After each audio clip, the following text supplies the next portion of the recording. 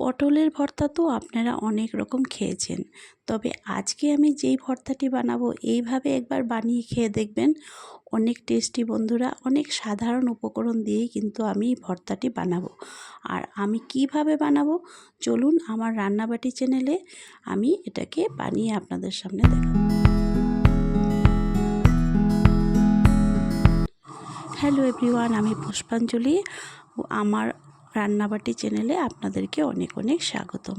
আজকে আমি একটি পটলের ভর্তা আপনাদের সামনে বানিয়ে দেখাবো। এটা অনেক সহজ উপায় আমি বানাবো। কিভাবে বানাবো দেখুন। আমি কিন্তু যে কোনো আমার রান্নার চ্যানেলে যে কোনো রেসিপি অনেক সহজ উপায় আমি বানিয়ে দেখাই, যাতে সবাই বানাতে পারে। বিশেষ কোনো উপকরণ আমি নেই না, যা যা রান্নাঘরে থাকে সেই উপকরণগুলি দিয়েই কিন্তু আমি আমার চ্যানেলের রেসিপিগুলি আপনাদের সামনে দেখাই। তো আজকে আমি একটি পটলের ভর্তা তৈরি করে দেখাবো। এখানে আমি কিছু পটল নিয়ে নিলাম, আর এইভাবে একটু চাকুর সাহায্যে আমি উপরটা বাকলগুলি এভাবে ছাড়িয়ে নিলাম। তারপর আমি প্রত্যেকটি পটলকে মাঝে এইভাবে 4 টুকরো করে কেটে নিলাম। প্রত্যেকটি পটলকে আমি এইভাবে কেটে নিয়ে আমি তার মধ্যে থাকা বড় বড় বিচিগুলি আমি ফেলে দেব। যেগুলি কচি বিচি আছে এগুলি না ফেললেও চলবে। তো এইভাবে আমি বিচিগুলি বেছে নেওয়ার পরে একটি কড়াইতে তেল দিয়ে আমি এগুলিকে ভেজে নেব। তার আগে আমি পটলগুলিকে একটু হলুদ আর নুন দিয়ে এভাবে মেখে নেব। এই দেখুন, আমি হলুদ আর নুন দিয়ে দিয়েছি। দিয়ে আমি পটলগুলিকে এইভাবে নাড়িয়ে চাড়িয়ে সব দিকে লাগিয়ে নিলাম। এখন আমি একটি কড়াই বসিয়ে নিলাম, কিছু তেল দিয়ে দিলাম।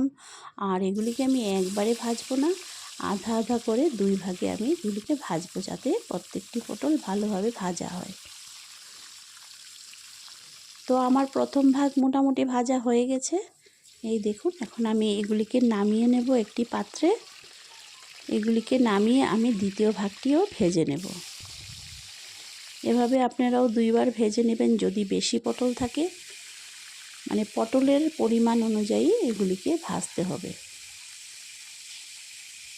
এগুলিকেও নামিয়ে নিলাম। এখন আমি সেই তেলেই কিছু শুকনো লঙ্কা এভাবে টুকরো করে করে দিয়ে দিলাম, আর সঙ্গে অল্প কালো জিরে। তারপর আমি কিছু রসুন কোয়া দিয়ে দিব। রসুন কোয়াগুলি কাটতে হবে না, এইভাবে আস্তে আস্তে দিলেই হবে। তারপর একটু নাড়িয়ে চাড়িয়ে এইভাবে নেব। আর এখান থেকে যখন সুন্দর একটি সেন্ট বের হবে, এই দেখুন আমার সুন্দর করে ভাজা হয়ে গেছে। আর শুকনো লঙ্কাগুলিও একদম মুচমুচে করে ভেজে নেব। আর এই দেখুন সিদ্ধ হয়ে গেছে রসুনগুলি, এভাবে সেদ্ধ হয়ে যেতে হবে। তারপর আমি এগুলিকে নামিয়ে নিব একটি পাত্রে। সবগুলি রসুন আর শুকনো লঙ্কা আমি নামিয়ে নেব। নামিয়ে নিলেই ব্যাস, এখন রান্নার কাজটা শেষ হয়ে গেল। এখন শুধু মাখতে হবে। একটু নুন দিয়ে এগুলিকে ভালোভাবে মেখে নেব। সব কিছু তো সেদ্ধ করাই আছে, বেশি সময়ও লাগবে না মাখতে। এইভাবে আমি এগুলিকে মেখে নেব। খুব ভালো করে মাখতে হবে।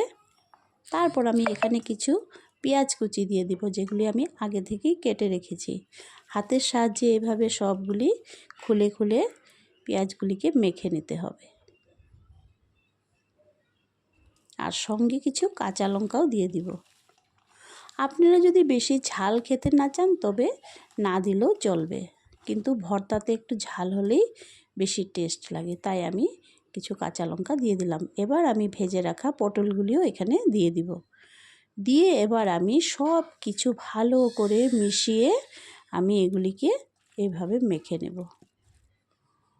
ব্যাস, মেখে নিলেই কিন্তু আমার ভর্তাটা হয়ে যাবে। তারপর একটু লেবুর রস দিয়ে দিব, তাতে টেস্টটা আরও বেড়ে যাবে। তো কেমন লাগলো আমার রেসিপিটি? যদি ভালো লাগে আর আপনারা যদি আমার চ্যানেলে নতুন হয়ে থাকেন, তবে আমার চ্যানেলটিকে একটু সাবস্ক্রাইব করে নেবেন, তাহলেই আমার সব ভিডিওগুলি আপনাদের সামনে প্রথমেই চলে আসবে। তো আমার এত সময় ভিডিওটা দেখার জন্য অনেক অনেক ধন্যবাদ। ভালো লাগলে একটু লাইক করে আমাকে কমেন্টে জানাবেন কেমন লাগলো। সবাইকে অনেক অনেক ধন্যবাদ। সবাই ভালো থাকুন, সুস্থ থাকুন। নমস্কার।